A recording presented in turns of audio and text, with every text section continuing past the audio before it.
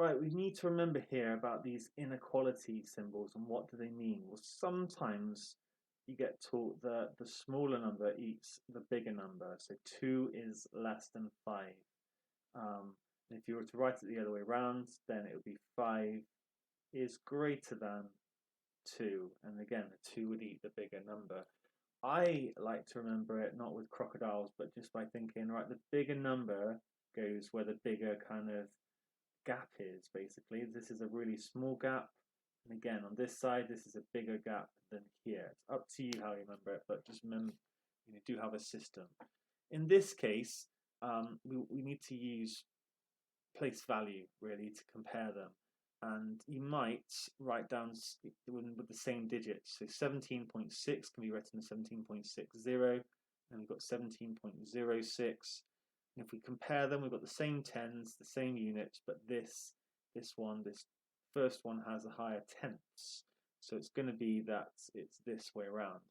You could, with a calculator, subtract them, actually. You could do 17.6 minus 17.06, and we get a positive number, so it must be that the one on the left is bigger. That's another option, but I'd say place value is a bit more eloquent method. Okay, next one. We want to compare 0.9 to 45 over 50. I think a good idea is just to do 45 divided by 50. Let's do it as a fraction, but it does just mean divide.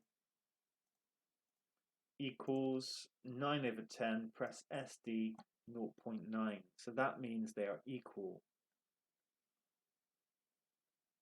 Round 184,329 to the nearest 100. Well, forget about the 184 to, it doesn't affect whether it's the nearest 100 or not. If we write down 329 and look at that one, because this is the 3 is where our hundreds column is, then is this closer to 300 or to 400?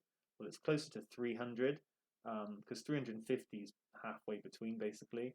But you can also do it by looking at the one after, the digit after the 3. It's a 2, so we'd only round it up if it was 5 or more, so it's going to be 300, and our final answer is going to be 184,300. Finally, write 5 over 8 as a decimal. This is a tricky question without a calculator, but we've got a calculator, so we can just do 5 divided by 8, or you could use the fraction button, equals, press SD, and it's 0.625.